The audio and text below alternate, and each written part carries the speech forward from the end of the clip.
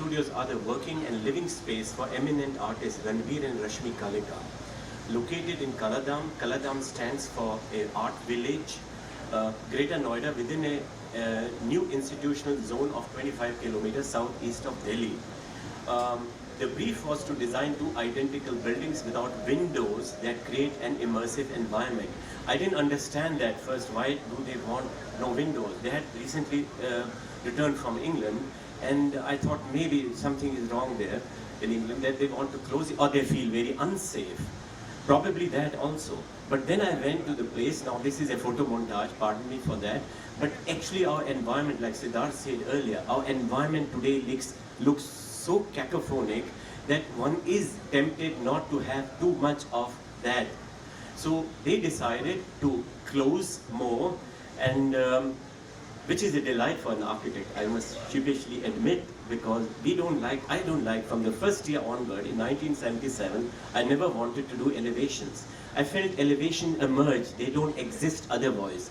This initial sketch of mine was inspired by Louis Kahn's, dwelled a bit, fortified, closed, articulated like a sculpture, and you will see that, what I mean by it. The site plan above shows the communities. The communities are made out of polygons, and their houses were twin houses. Their houses were adjacent to each other with a small path cutting through a road, a small road though.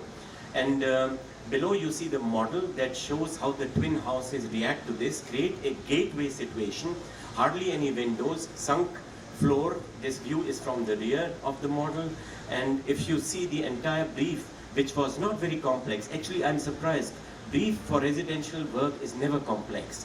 What is your brief that you derive with the clients and arrive at?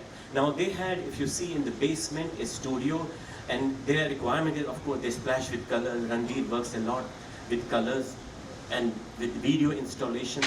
Then the next one, which shows the red hatched one, the next one is the ground floor, and then left below is the mezzanine floor, which is actually the red hatched one on the top. It has a very strange geometry, which is an outcome of the entire vocabulary in this building. And the top floor, that's the first floor in a way, because we call this as a mezzanine, and we have this ground floor as a double height space. The top floor is a dwelling unit with a small courtyard. Now, if you see the section right side bottom, you see this double height space, and what is interesting in this, the house is very tiny as against what we saw earlier. It's just on a 180 square yard plot, and the area that is built is something like 20 odd feet by 40 feet. It was very important in the design to establish a container that is workable, simple container, and polarize or concentrate the services. So when we enter, we have straight away the lift, a small vestibule, lift and toilets as one plug-in, and then the staircase, which is a delight for us because it's a sculptural intervention. You can see that in these images. Left side, the front facade with one large opening towards the garden, which is 20 feet deep. Rear garden is just 10 feet. Side lanes are just 4 feet. So very, very tiny, built on the footprint and as per regulations. Right model shows how the sculptural staircase just wriggles through. And when I show the pictures, I don't need actually to say much, because I feel there is really not much except the play between light and the internal volumes. From outside you see the stoic quality of it with the incisions of light to illuminate certainly the darker spaces. On top you see the little courtyard and these two big blocks, which are the residential block, the staircase with the services. Rear view, now we go to the inside. The inside view shows how the light renders on the walls. This is what I experienced then from the living room. We developed by mistake many years back a staircase that had different balustrade heights. Here we used it to our benefit, I think, to show the force of the staircase that takes you up. This is the mezzanine, which overlooks. I convinced the client we don't need a railing. They don't have small children. So we designed instead of that a large table as a sculpture which prevents from going through to the edge of this here.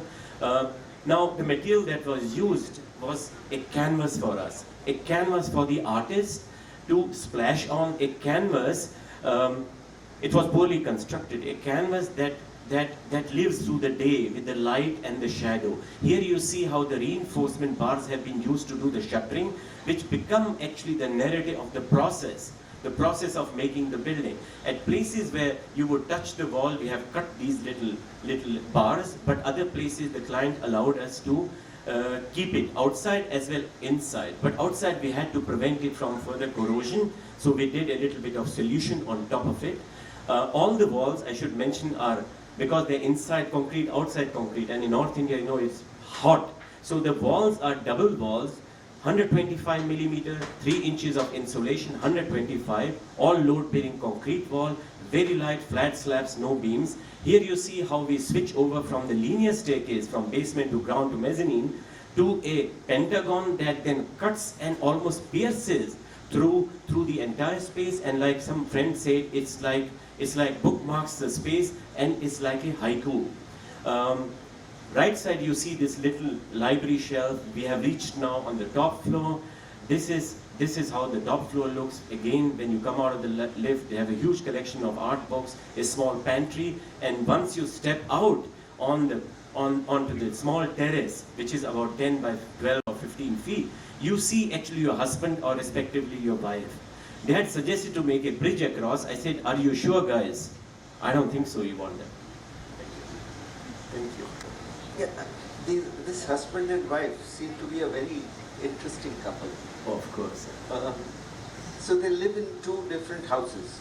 They live and work in 2 different houses. They are already my age. I see. So?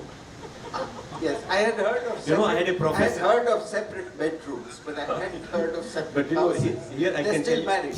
Yeah, married. I'm also married. Oh. You know, in fact. Great. See, I have a professor, he said something very cute in the first year.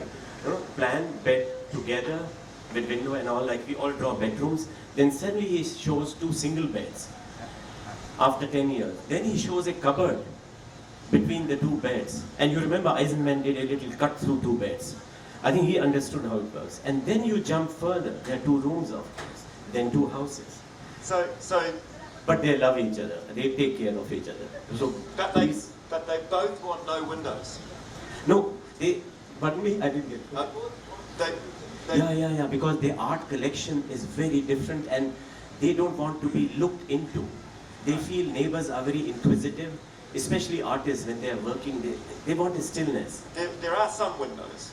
Yes, on the ground floor where the living space is, yeah. And that window is cut in such a way, it is cut through the staircase in front, that you see the garden, and the garden we hope will have grown by now. So you make a very beautiful building, and what happens if everyone in their street and in their community build a house without windows? It has not happened so far in India. Trust me. Nobody wants this building once again. But interestingly, some artists came over. He said, who allowed you to do buildings without window? I would have loved windowless also building. Nobody told me that works. But you know, once you do the first time. So if the neighbours came to you and said... Not the direct neighbour, but somebody No, the neighbours to this house said, we want a house with no windows. Yeah. And then at which point would you stop? I feel Siddharth's building with the brick screen has the potential of negotiating other typologies. I like that because you can play with material, with construction systems.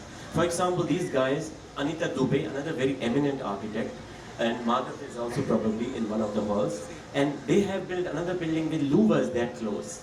So you have many iterations possible, but we have seen artists love to work in a closed kind of environment and live also a bit like that.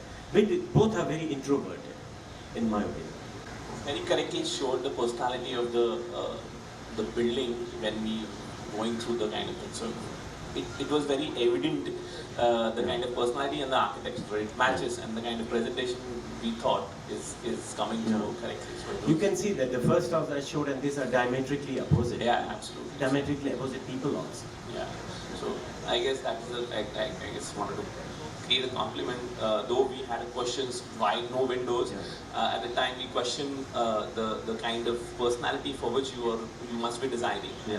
We actually deliberated and it came through also when your presentation. So it's in his video installation, Ranbir uses about 2,500 layers to give you an idea. Yeah.